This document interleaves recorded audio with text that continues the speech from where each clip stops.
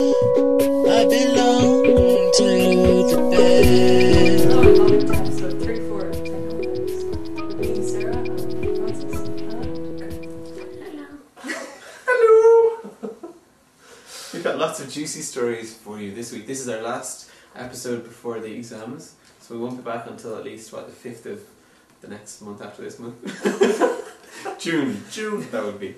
And until then, you're just going to have to do the things that you normally do to entertain yourself, like watch Battlestar Galactica and get your mother to make you chicken soup.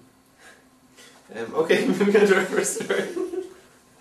You do that to entertain yourself. Get your mom to make you chicken soup. When she bends over the pot, she's you staring. know. Ooh. I don't know. You said it. Yeah. Okay, so this is a terrible story. Well, it's not terrible yet, but it will be terrible in the future when it's different. The story is... So write that down. The WIPO have managed to... Well, they've been prevented from putting webcasting into their new broadcast treaty. The broadcast treaty will give broadcasters the right to copyright over anything they broadcast if they're the first person to broadcast it. So what this would have meant, if it applies to the internet, was that any site which hosted your webcast or vidcast or podcast would automatically own it. So if we put our Technolotics up on YouTube or Google, they'd own it. Which meant they wouldn't be able to stop us from using it, but they'd be able to stop any other website from hosting it. So it would be a legal nightmare, Creative Commons out the window, open source out the window.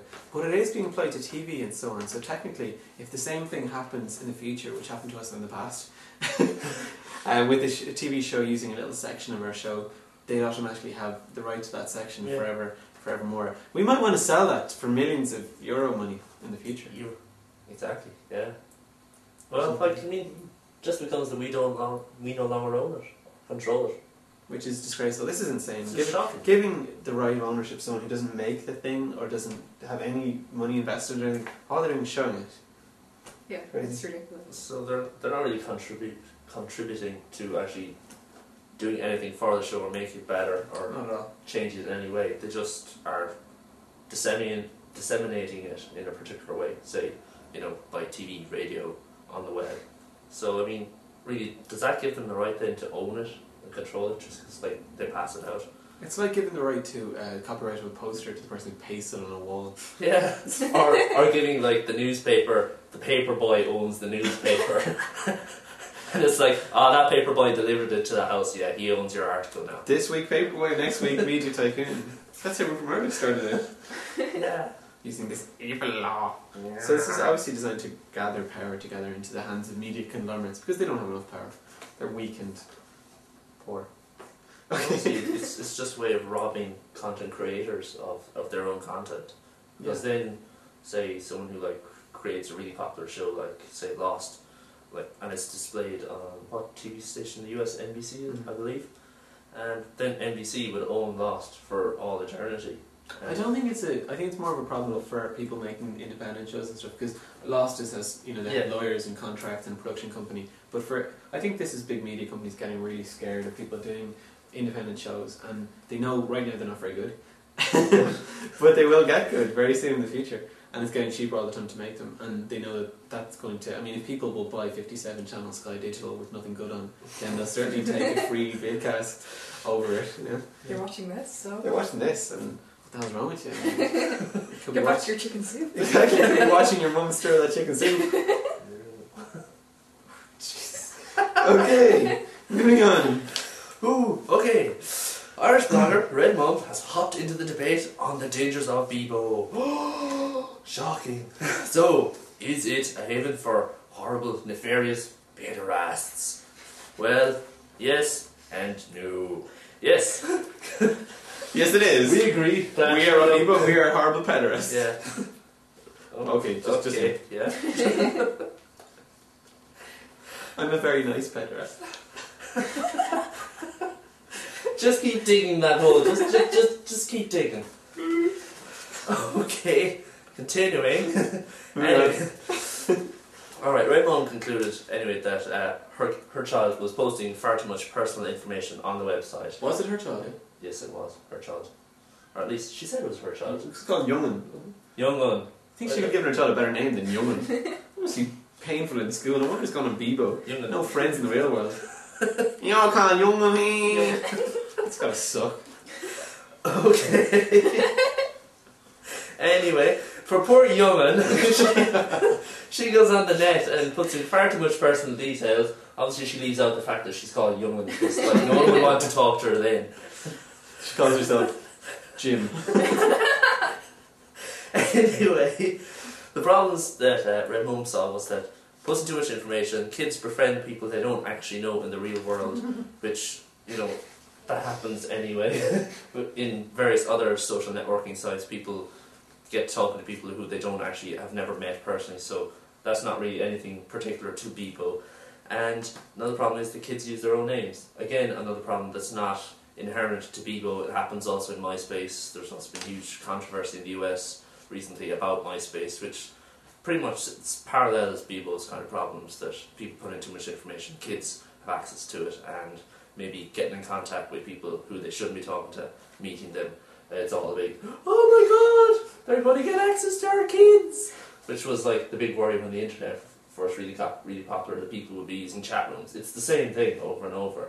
It's just they've changed. First was chat rooms, then it's MySpace, now it's Bebo. And next will be Google Chat. Right? Yeah, next there'll be, the next kind of social panic will be something else, and maybe, podcasts, they've been listening to them, glorifying their podcasts, yeah, pederasts will be having their own shows! No! It reminds me of that Christopher Morris thing on the paedophile episode of Brasso, where he was saying that paedophiles could lure kids using special gases emitted through the keyboard. Is that the one about the crabs? The crabs? There was this mockumentary on S4C, and they somehow connected pederasts and crabs, so you had to watch out for crabs. Oh yeah, that is definitely part of that episode, yeah. Okay, well, anyway, generally we think that general common sense should prevail here, that if you're a paedophile, don't admit it. Yeah. Pretend you're as young as possible. Possibly imply you're attractive. Yeah. Don't give out your real name and phone number. No. Until you're sure that the kid won't give it to their parents. Just be very careful in general. Lots of authorities on the net watching and looking out for you. Yeah. Oh, sorry, this is Voice to the Kids. Sorry. Yeah, Voice to the Parents and Different Voice show. to the Kids. Yeah, that's the other show that we do. Anyway, advice to the parents and the kids: use some common sense. Don't meet someone you've never met before, you know, without actually telling someone you know, some of your friends. Get someone to come along with Yeah, you. I mean, teach your kids basic net safety. It's the exact same as if they're walking in the street and someone they don't know starts talking to them. Yeah, exactly. It's like, you know, parents telling children don't get into a car with a stranger. It's pretty much a parallel here. Don't go off and meet someone in a strange, isolated place that you've never met them before. You know, Unless they look cute on their profile. Yeah. They've obviously spent time looking for a cute photo to put there, so they're a high quality. They're a high quality pederast, you know. Someone's putting in What do you real think, effort. sir? Is Bebo the next I don't danger know. zone? It's just going to be a big hysteria, like it's being like IRC. It's no different than it was before. Like, This is a good point. IRC has been around for at least 10 years. And when I was a kid, I used to go to IRC meetups and get abused by paedophiles. But that's a whole other issue and nothing to do with this. No, but in fairness, I was never abused, and I wasn't a very attractive young person. But no one else I knew was abused either. Now, in fairness, it was IRC, so none of them were attractive either. But I think you get what I'm trying to say here. Maybe not. that you had no life when you were a kid. Yeah, basically. And it was dial-up as well, so it was expensive in early days. €500 phone bills. 500 Irish pound phone bills. Yes, sorry mum. Oh, I'm sorry. Make some soup for me. Moving on. Okay, anyway, the next story is about Walmart's Wikipedia war, where apparently, as we all know, Walmart is this evil multinational conglomerate and they hate their employees and all sorts of things like that. I'm not going to get sued at all. So apparently, over the past 2 years, some Walmart lobbyists have been going on to Wikipedia and changing the page so it's like, doesn't have anything bad about Walmart on it. Walmart are a lovely corporation to work for. Yay! I'm going to apply for a job right now. I know there's no mention of disputes over unions or anything like that, people getting fired. This is disgraceful. I know. But apparently there's like up to a dozen edits a day and it just keeps going back and forth. And anybody from Wikipedia who tries to put non-point of view tags on it, they get threatened and all sorts of things like that. So. This is, of course, going back to what we were discussing in previous shows, the fact that there's a huge problem with Wikipedia. It's a great idea, and any kind of folksonomy stuff, people sharing information is great. You get many minds better than one. But what do you do about vandalism? What do you do about perspectives that you don't agree with? Exactly. Exactly. Multiple points of view. Why not have multiple points of view? Why not have the official Walmart Wikipedia page? And then Sponsored by Walmart. Sponsored by Walmart. And the We Hate Walmart Wikipedia page, sponsored by everyone else. Except they can't because they're unemployed, they all got fired. They all got fired, yeah. But I don't know if this is true though, because I was reading that Walmart Wikipedia page and apparently they pay their employees millions of euro each, and they're made of cream. So It's I like think a big gingerbread house. it's like a gingerbread house. And when you retire, they send you to heaven immediately. You don't even have to die. And you only have to work for them for a day. It's brilliant. It's great. Wow. I'm totally Good going to work for pension Walmart. It's a good pension plan. It's cool. Screw this degree business. They had a retarded guy working there, didn't they? No, that's just a Reality Bites reference, not an anti-retarded people reference. Oh my god. It's probably the worst thing I've ever said. Lying Gareth. Don't take it personally, especially if you're retarded. Okay, moving on. So, Anyway. Okay. Alright. There's long been, cosmologists have long had a problem, other than being boring and probably having no girlfriends. They've also had the problem that...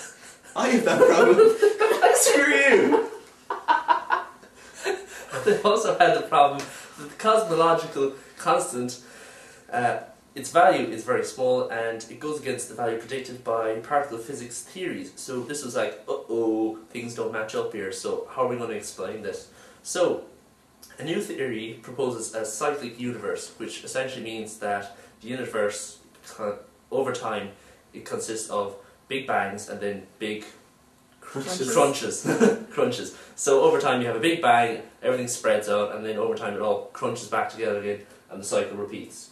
So at each stage the cosmological constant drops a value, and they predicted that essentially the current value, it kind of fits in with the current value, so that over time there's been a whole pile of these cycles and the value is dropped at each stage and it matches with the current value. But Sounds very convenient. it's a little convenient, and the problem is that it does not explain why the size of the cosmological constant is so similar to the density of matter in the universe today. So someone actually pointed that out, and the two guys who came up with the theory, They were like, shut up. Paul Steinhardt and Neil Turok, they said, oh yeah, we're going to have a look at that next. So Brilliant. So they went, yeah, we'll have a look at it. So, I don't know, if it's correct, it would mean that the universe is trillions and trillions of years old, which is like far longer than we thought previously, because there's been many cycles and we're just in one of them. So the length of the universe, which we currently thought it was, is just back to the last big bang. Does it mean that the universe would last forever as well? Yeah, that didn't really mention it, but possibly. But I don't know if you guys know, the cosmological constant is just a made-up thing, just to fix an equation in general theory of relativity, I think anyway. Maybe special relativity. Physicists. But it's just, they don't even know what it is. It's just like a number. It's just like, that's what this is. It just fits, just Fits slap in that there. in there and the There we go. equation, it gets Look, it suddenly equals. works. Yeah, it works. Alright. Ah, there we go, it's working. All the thrones in dark matter. Oh, here's some dark energy. There's a blue submarine. Brilliant. If anyone's ever seen that, there's a famous Gary Larson sketch, I think it is, where there's two scientists and they're looking at this big equation on the board, and there's a line that says, "Here a miracle happens," and one guy goes, "I think we need to work on that one a bit more." It's a bit of an assumption there in your equation. It's just a small one. So, yeah. Possibly Well, interesting. cool. What would those previous universes have been like? What's our universe like? We haven't really got any idea. You haven't been there. And we're not physicists. We're not physicists. And we don't know what we're talking about. There we go. Mail us if you do. crew@technolotics.com. And we will go, okay, that was a very nerdy email. Didn't really read it. Moving on. Okay. Now on to hopefully something we do know something about. Are copyright control museums a crime against humanity? It might sound harsh, but It does. we'll see where it this is is harsh. going. Apparently, museums and kind of famous buildings, they prohibit photography claiming that they're copyrighted, which is a bit ridiculous because copyright expires. So their real reason is that they want to control all sorts of posters and postcards and things like this so they can make money. And there are lots of pretty funny examples of this. Like, Italy wants to copyright the countryside around Tuscany so that nobody can take photos or use them for any commercial purposes. So you're like, oh, stand over there by that rock, and they're like, click, oh, get beaten like, don't take photos. But what will the Tuscans, Raiders or whatever they're called? Apparently, because The Tuscans. I don't know. Italian people who live in Tuscany. Yeah, like Coconian people. I'm sure they have a name for them, like Tuscanyites or some Tuscanovis. Tuscanovis. Pizzerias, whatever. They're going to be called something. What are they going to do when they're going to take their family snaps and they're going to say, hey? I think they're an exception because, it was their ancestors that worked the land, so they own the copyright. Do they? Yep. So all you have to do is become a Tuscanovi. So you have to buy a house to take a photo. This photo costs me 300 grand. Or whatever. This is crazy. This is more on this IP copyright madness. I mean, there's a famous theorist whose name escapes me, an economist who wants essentially everything to be copyrighted, everything that can be, everything from water and to have a price tag and be sold. And this is what we're edging towards with the whole copyright thing. I mean, what's next? When you look at something, it's going to take 1% of a penny off your account. It will eventually. You need to monitor the back of your eyes. We'll all be living in the Matrix. Yeah. There you go. It's okay, we'll get your pills later. Maybe we went a bit too far there, but it is ridiculous. Yeah, especially since the whole point of the museum is to spread knowledge and culture, but then they're saying, oh, don't take it home with you. Well, I mean, if you take it home with you, then I would be happy either, in fairness. Well, you know what I mean. No, yeah, if you learn anything, it'll cost you. Yeah, exactly. We have to suck It'll that out of your weigh the brain. contents of your brain. It'd be so great if your brain got heavier when you learn something. Just a little bit heavier. Just carried around this wheelbarrow or something. Your head on a giant. Maybe that's why Stephen Hawking has to have his head on. Maybe you're right. Oh. Oh no. Oh my God. The line, Gareth. What can I say? I was abused. Okay, moving on. Archaeoacoustics. This is the science of getting sounds from ancient objects. Supposedly, scientists have been able to uncover words spoken by the painter while painting a painting from a canvas, which is a long time old. How old is it actually? Apparently they haven't got any actual examples of this. They're just kind of, tests. Oh, what? What? There's no actual evidence of a recorded object from the past. Well, it's a good theory, I mean, but the X-Files had a good episode on it, where they have Of course it must be good, it was in the X-Files. Well, the X-Files is based on 100% fact. Have you not seen Men in Black and stuff? Of course. So, so they had this thing where supposedly it's quite eerie, isn't it? Ooh. Oh no, it's an Someone's earthquake. trying to break out of the torture room again.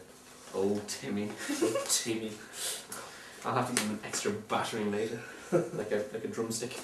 Okay, so supposedly, theoretically, the science is that there are small vibrations made whenever you paint something or pot a wheel. I don't know what the word is. Mold a pot. Throw is the word. Throw. Yeah, you throw a pot. Yeah, Throw was a rug. No. It's correct. It's correct. She's correct. Okay. Definitely. I believe it. You don't do. Because you throw it on the thing and then you go. Oh, you're like in what's that movie? Ghost. Man. Ghost. Dead Man. Love or whatever.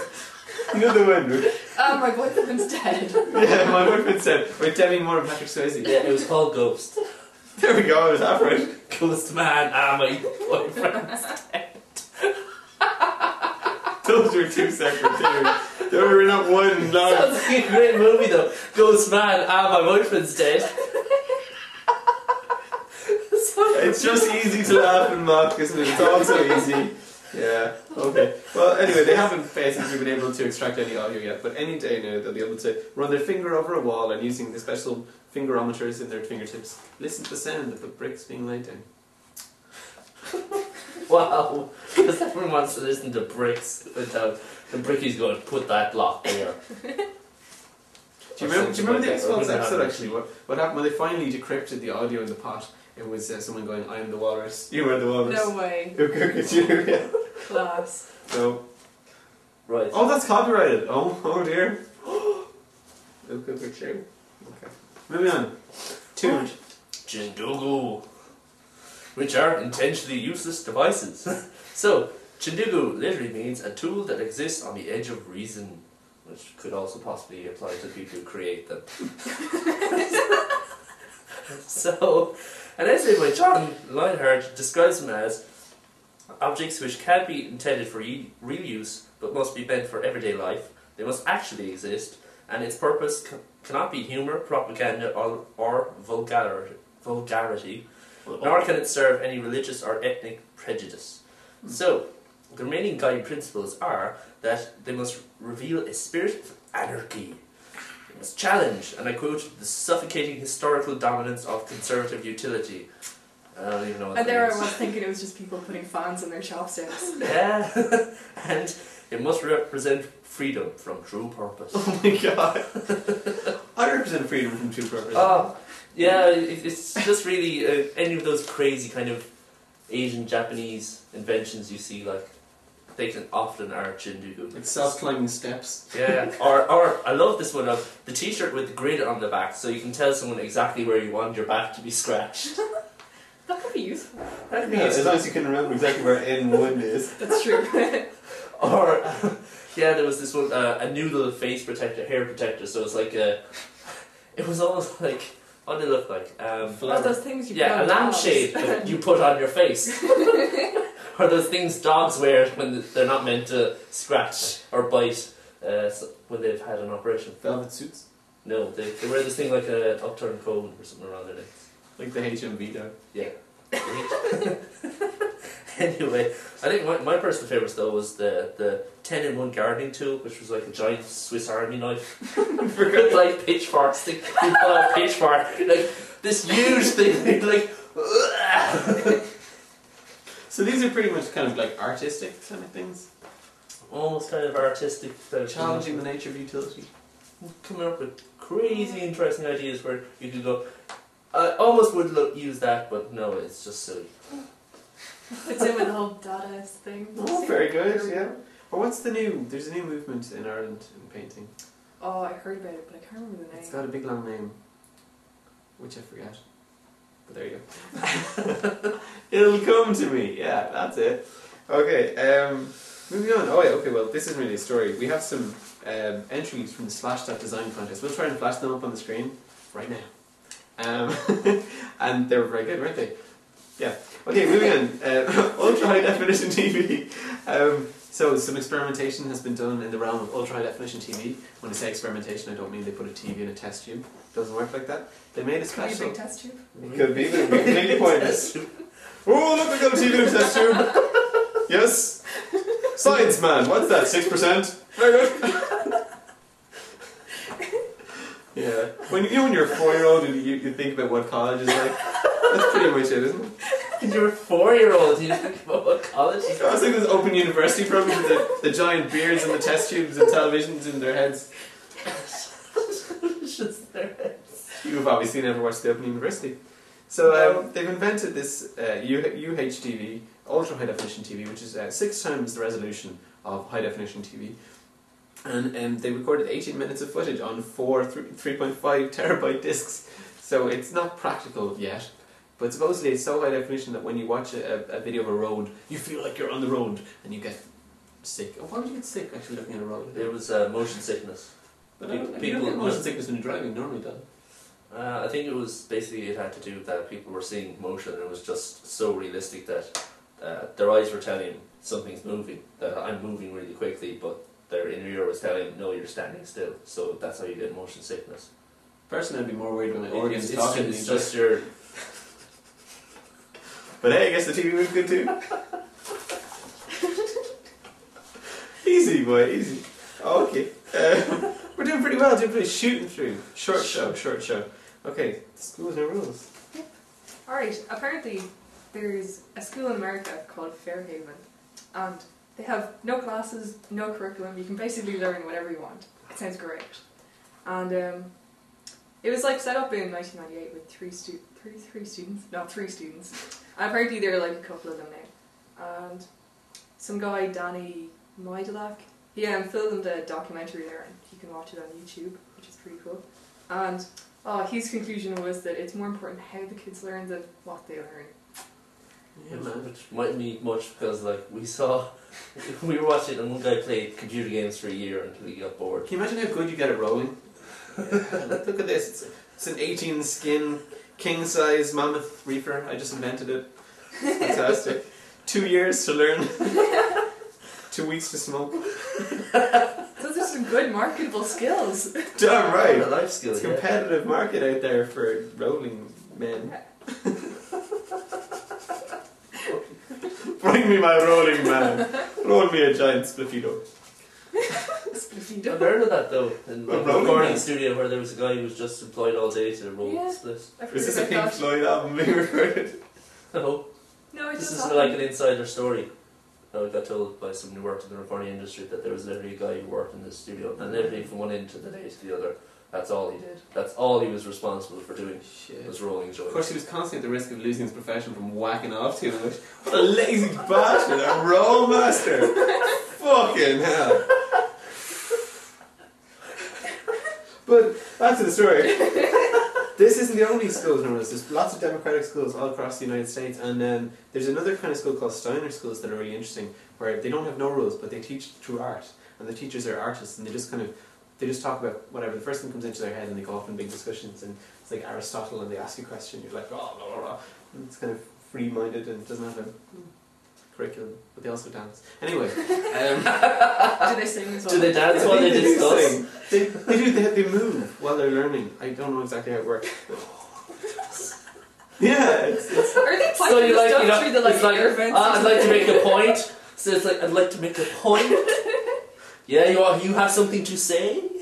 Is that how you dance? Is that your thing? Okay, everyone needs a thing. I know a guy dances like this. But that could work in the classroom. Sir. No questions, man. No questions, just answers. These skills are really cool. Wouldn't you love to go into one instead of the abusive skills that, you know? But apparently your diploma from these schools aren't recognised officially, so you're kind of screwed when you want to go to college. Yeah, I was looking on the website and they were like, former students have become such things, and you saw this stuff. Yeah, as a waiter. And a bus driver and stuff like. Fair play on that one. Done. You learned to wait. Very good. No, I'm sure there's an educational value to it, which is something we'll be talking about. I think And something else, which has nothing to do with this. interesting experiment. An interesting experiment and of great value to the students who develop confidence. They're all crowdwinds as well, which is good. They turn into geeks. It's one of the effects of this teaching method. It encourages geekhood, and anything that does that. Yes, Seven more the thumbs geeks. Yeah, breed an army of geek. Exactly. It's like, the geek shall inherit the earth. No, they won't, because they can't breed. I'm sorry, I need to go change my trousers now. That's just the guys, obviously. Girl geeks can't have that problem. It's not physically possible. Girl geeks don't exist. Oh, what are you then? I'm a girl, but not a geek. Maybe like a dog. Anyway. Feel free to hit me. Francis already has. Okay. Moving on to our media pin. Do you want to go first? Oh, you're such a gent. This week, behold the banana, the atheist's nightmare. You can watch this video. Oh, my eyes come all weird. Huh? What's that? It's bananas. It's banana. Sorry, I got banana man. They're trying to convert you to Christianity. Oh my God! It's Jesus punishing me. It's a video proving that God exists through the medium of banana. I kid you not. No, really. And what does he say? Almighty God. He says it in such a scary way. Almighty God has created the banana to fit perfectly into the human hand. Very long and smooth to fit perfectly into the human hand. It comes in a biodegradable wrapper which easily opens. Those of you who are more observant might notice that there's a whole other organ which the same thing can be applied to. Oh my God. But we'll go no further with that one. Superman trailer's out. The new metrosexual Superman with very suspicious lack of any kind of masculinity, and Yeah. yeah, he's such a We girl. were watching it like we didn't think it was that bad. I think it was bad, but he just looks like a pussy. Think so? Yeah. Actually, Lex Luthor doesn't look scary at all either. Yeah. Kevin Spacey. Kevin Spacey looks a bit silly, doesn't he? Yeah. I think he does. His head is too round or something. It's too spacey. Ah. The new Lois is awful. She just looks like one of the Gilmore Girls or something. Kate Bosworth? Yeah, that's her name. You always know these mysterious actresses.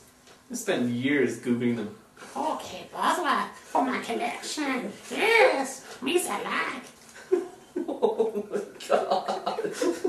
Okay, and then also one last one. Colbert Burns Bush. This is James Colbert, I think. James Colbert. The American comedian from The Daily Show and other things. As was at a speech man thing.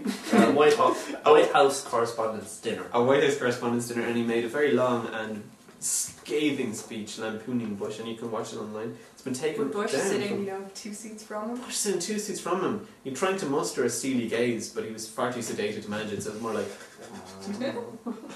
His eyes are going off in opposite directions. One eye was here, the other was Here. But yeah, that's very good. So, Francis, pimp. I am pimping the Raconteurs, which is a pretty cool website of the Raconteurs, which is a new band which has Jack White and some other dude I can't actually remember. Cool. From some other band. Yeah. I don't even like the White Stripes anyway, but Oh! their website's kind of cool because it's like a Okay. 80s kind of Yeah, BBS or website. something. It's like you go into an old like C64 kind of. And you type. It's all you like type- green and black. Yeah, green and black, and you press the buttons to go into the different options. So it's like 1, 2, 3, 4, and you hit 1, and it goes into the next section. So it's pretty cool. It looks really Nifty. It's really nifty. And my other pimp is the Web 2.0 mashup Matrix. Blah, blah. Anyway, yeah, that's also included in this. Anyway, this is just a cool thing where you can see what different Web 2.0 applications have been kind of melded together to create new ones. So you can kind of go down through this and see the links and see what's been created and what. So you've got this big table and they're all Very cool. across the top and down the side, and you can just see which ones have been linked together, and you can see potential for actually, making mashups of other ones. So you can go, that hasn't been done. That'd be pretty cool. If only it was sophisticated enough that you could just drag things together and there's your mashup. Pops. Yeah, that would be Like nice. Ning on steroids or whatever. But you can see what's been created and where there are new opportunities. Maybe someone might have an idea. Go, oh yeah, throw those two together, Make some mash. make some mash. Sorry, I don't have nothing written down. Have you anything you want to pimp? Actually, I'll think of anything. What was that site that you showed me earlier with the... It was like Dig, but different? Oh, reddit.com. Which is actually like Dig. But different. It like learns what articles you like, whether you vote them up or down. So Very it cool. like recommends ones for you. What if it's wrong? Sorry. It's not unfair You question. get to beat it with a stick. Reach into the screen and strangle its scrawny neck. There we go then. Very cool. Oh, one more thing I want to pimp. Actually, Rome. The TV series Rome. Available on DVD or return. Very good series, which I've been watching. Bought the DVD. Yeah, that's what I did. Yeah. And Yeah.